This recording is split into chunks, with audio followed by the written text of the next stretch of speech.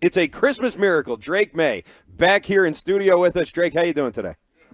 Oh, let's get his microphone out. No one's going to know he's in here if we can't hear him. So let's get that going. All right, Drake, do we have you now? You got me? All Yeah, right, there we go. let's Sounds go. good. All right, let's go ahead and start with.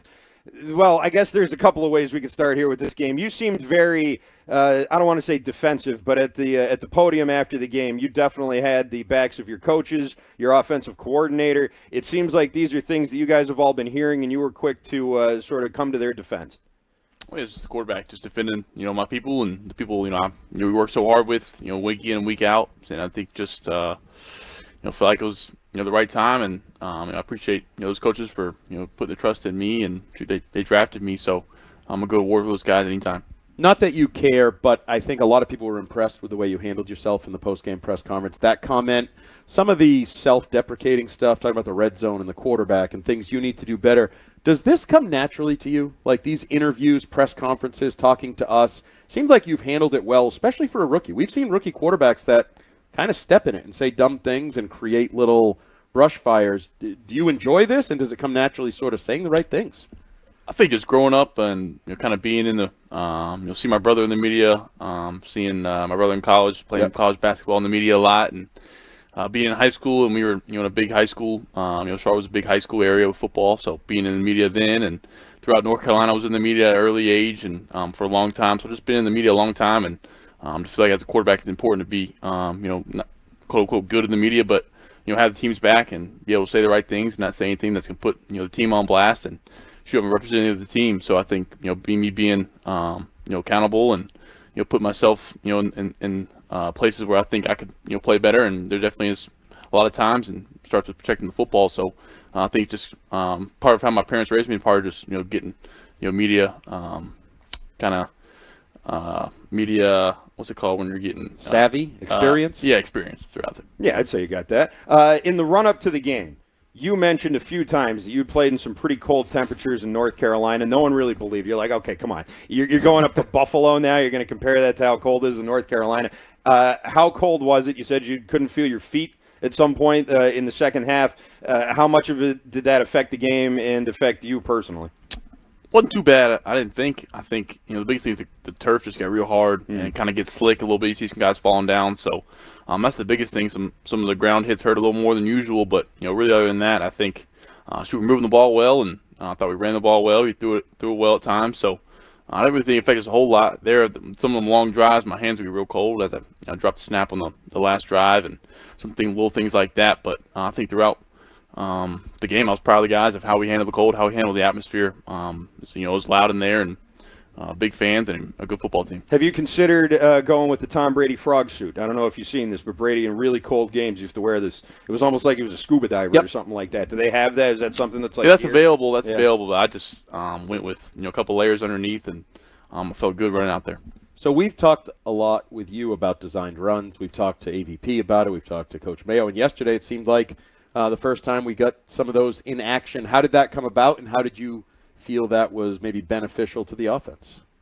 Yeah, I think down there in the goal line one, I should have cut it up and probably would have had a touchdown. I apologize to Hunter, and Hunter was funny after. But, really just helping us in short yardage situations. I think it can be a weapon for us. And, at this time, right now, probably I feel like I can get a yard. I'm a big dude. And, QB sneak, I feel like I feel confident in getting a yard pretty much every time. So I think there's some different areas where we can, help, move the football. And I'm still going to go back and, Mondre and those guys are better runners than me, so I'd rather get the guys the ball. But it's easier when you're under center and you can go right from there than having to, run 5 yards from, where the running backs, lined up. If you could go back in time and run that play, the swing pass to Ramondre Stevenson again, what would you do differently this time? Yeah, I think probably just throw it at the feet of one of the blockers out there. I think it's probably the best thing to do, or go up there, run it, and take a short sack. I think it's a tough scenario, tough break that we have with that play. You're trying to cut, big, 6'7" defensive end is a good player, and I think Big Trey tried to do his best, and then I just so happened to be a backwards. I tried to move back and make it a forwards pass, but that's just unfortunate. So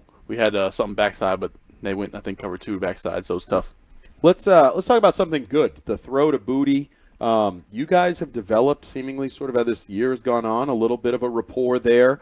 How comfortable are you with him and that type of play down the field, being a little bit more aggressive and giving him a shot to go get it? For sure. That's what I told myself this week. Just give these guys a shot. I think as the week's going on, I tell these guys every week, hey, I'm going to give you a shot. And credit those guys for making plays when they got the opportunity. And after practice, we always throw kind of over-the-shoulder passes and booting those guys stay after. I think it's paying off a little bit. So I appreciate those guys for wanting to put in the work and wanting one-on-one chances. And I think that will help us down the road of being able to not have guys just press us up and play man and kind of let them know that we can hurt them when they do that. I feel like we've seen that even going back to training camp and some of the one-on-ones, that deep ball down the sideline. You seem really comfortable throwing that. Is that one of your better clubs in your bag, so to speak? I like to think so, but I think but there's times throughout the year where I've missed that throw. So I think just giving the guys a chance is the biggest thing. That's what I always kind of found is don't. Even the one down the sideline early on to Mondre where I scrambled out early, but just give him a chance. You can get a PI, you can get him something. So I think that's kind of something that we're building on, and credit to Booty for beating him and making a nice grab. We're talking to Drake Maye, quarterback of the New England Patriots. Drake, when you guys were down there on the 10-yard line towards the end of the game, you ran, I think, 11 plays within your 10-yard line.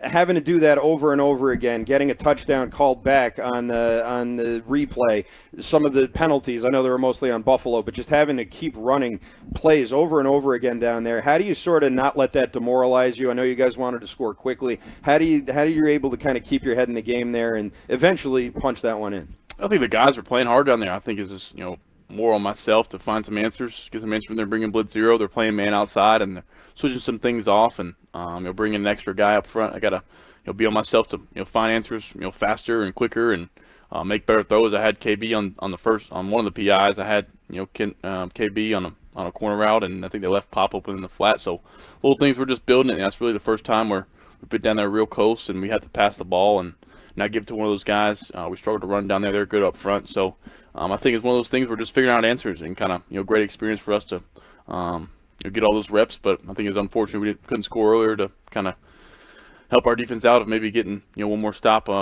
in that last kind of 4-minute deal. So it was frustrating, but at the same time I think we just wanted to score.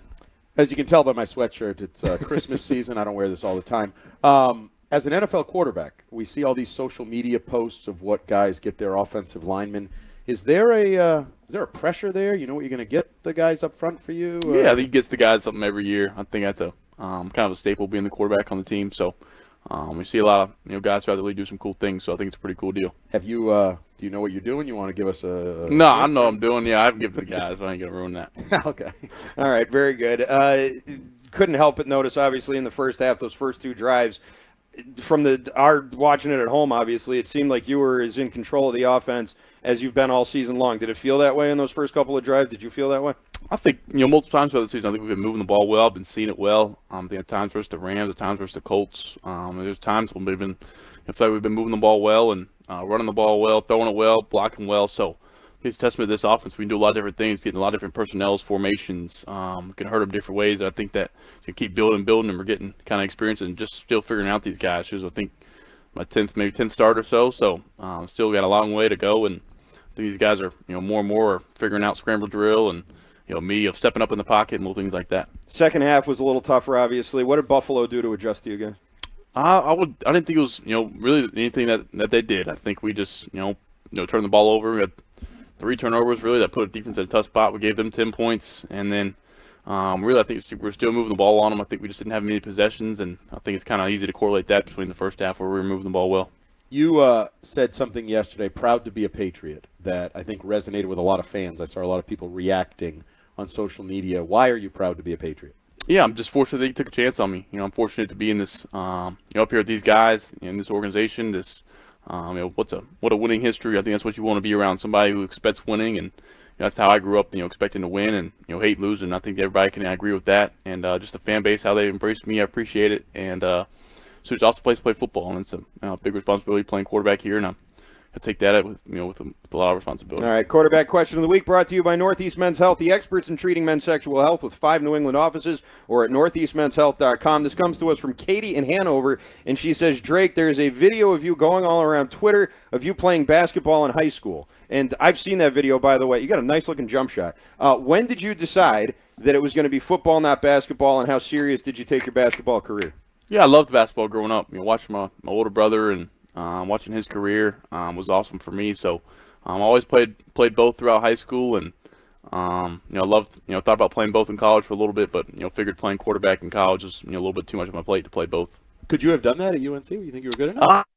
I'm not sure. I'd like to bet on myself, but I'd have to probably work on a lot of different areas of my game to play at that level. A few back in the day. Ronald Curry, I think Julius Peppers. Yeah, Julius Peppers dabbled. played. Yeah, a bunch of different people. So that'd been pretty cool. No, North Carolina, that's high level basketball. So. All right, well, you got something to fall back on, right? Of course. There you go. That's Drake Maye, quarterback of the New England Patriots. Merry Christmas, Drake, and good luck next weekend against the Chargers. Yeah, right? Merry Christmas. Thanks. All right.